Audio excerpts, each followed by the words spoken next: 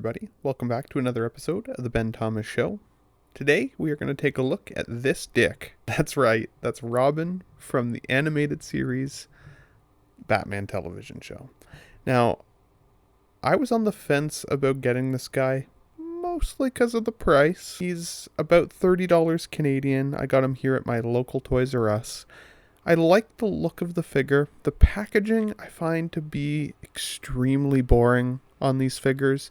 They are just not what some of the other companies are delivering lately. I do like the silhouette of the Batman, but that's about it. And I think this is an interesting detail. They've given us an instruction booklet that says the animated series, while this is actually the Adventures Continues line. So, not a huge detail, but something to note. Now, I got this package open the same way I did as the Batman. There is this little plastic seal on the back, and you can kind of pull the card away. Now, I don't intend to save this box specifically, so that's why I allowed it to pull kind of the cardboard away from the surface there, but you can get it away a little cleaner if you need to.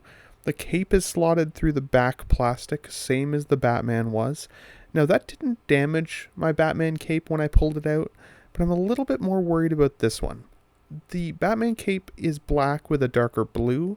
This has that yellow inside, and I do really like the colors of this guy. So I'm hoping there's no damage at all. He has that plastic strap that kind of keeps him in the packaging, which is fine. I do like the way the cape is looking, at least in terms of the colors, and I like the material choice, even though it is just kind of a standard rubber.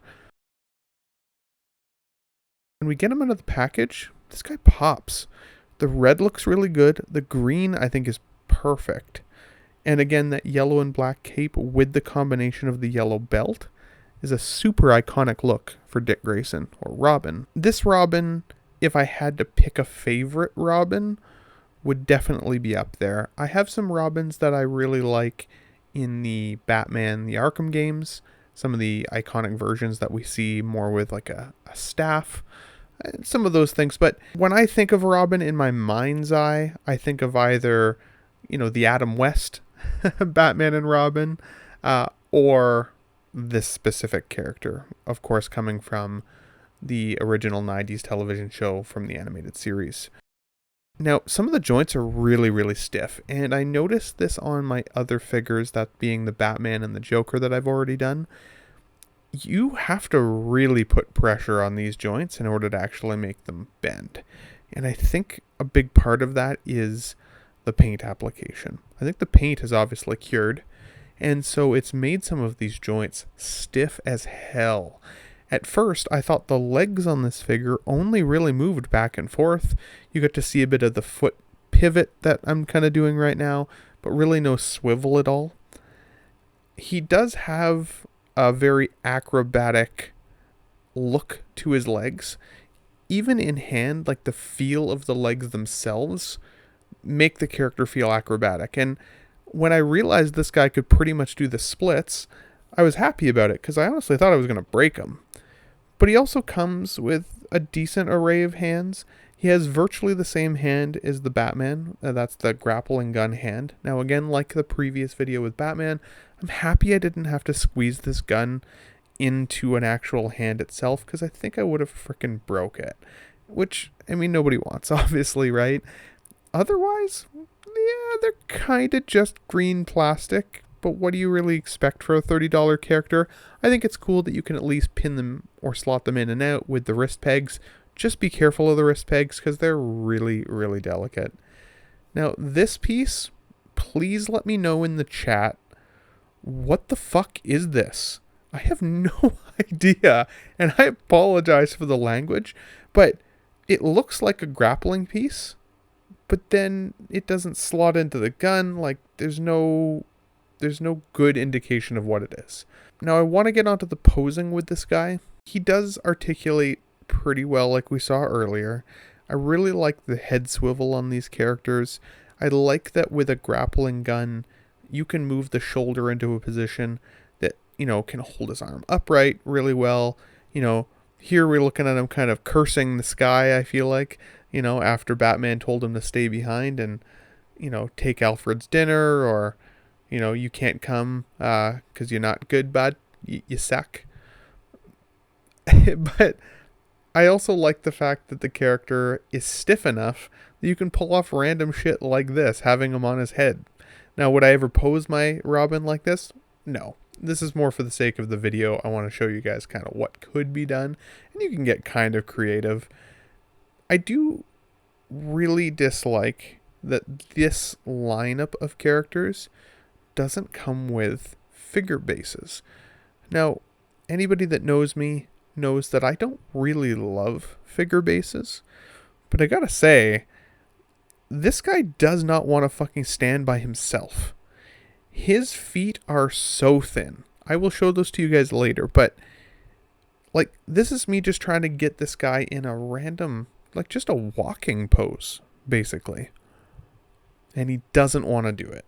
I cannot for the life of me get the balance right, which I find a little disappointing. The Joker stands perfectly without a figure base, and he came with one. Even Batman, who has a pretty thin profile on his feet, can stand pretty well. This guy has virtually no balance. I think it's partially because the cape is a little more weighted for him, with such, again, a thin foot. But, like, it's still a toy, so I guess at the end of the day, it's meant more for playing and a little bit less for posing. Being an adult collector, though, I collect this for the nostalgia of the line. Batman the Animated Series, easily one of my favorite television shows of all time. It's up there with X-Men the Animated Series. It's up there with so many other great shows like the Ninja Turtles and Gargoyles and all of those old school animated shows. I would get every character in this line if I could find them, but I want to be able to pose them well together. And without a figure base, I do find that challenging. Now you can see, if he's in a relatively museum-esque pose, like these last couple, yeah, sure, you can pull it off, right? You can get him to stand without it. And I think some of the pivots in the guy's waist, some of the bends in the elbows, do look good. He looked really good beside my Batman. I like the Batman with the blue and the black cape alongside the red, yellow, and green look of this Dick Grayson. I think they look really good together. And again, like, talk about a pull right off the animated series screen. Even under different lighting, it really brings these folks to life. Now, I do think that having him posed with the Joker is also really important, because you get a chance to see some of the scaling differences. The Joker is actually a way bigger figure than this Robin. This Robin is really tiny. And you can see it when he's next to Batman. Obviously, he's kind of basically at the guy's shoulder height. But that's perfect. In the animated series, Dick Grayson is basically a kid. I mean, he's growing up. He's definitely on his way to being an adult. But he is definitely a kid. So he looks it. I would be doing you guys a disservice if I didn't pair this Joker with a Robin in a pose that looks like Joker's about to kill this guy. Now, is that canon for the television show? No. But in the comics, the Joker does kill Robin at some point. That Robin, of course, being Jason Todd, which is featured in the storyline A Death in the Family. Now, of course, Jason Todd ultimately comes back and becomes the Red Hood, which is a very cool story. I definitely recommend that comic. And it destroys Batman in so many ways. But I mean, of course it would. Jason Todd replaced this Dick Grayson as Robin once this Robin goes on to become Nightwing. But I think it's really cool just to see the three of them together. Is it canon? Not specifically. It's not quite the right scene. But I love it anyways. If I were to rate this figure, guys, I would still give this Robin an 8.5 out of 10. I think the figure looks absolutely amazing. It's a perfect screen pull from one of my favorite shows of all time. I think the posability is really good. I think the accessories he comes with for the price is really good. My biggest beef is that he just really can't stand very well. and it knocks off a lot of points, I'm not going to lie.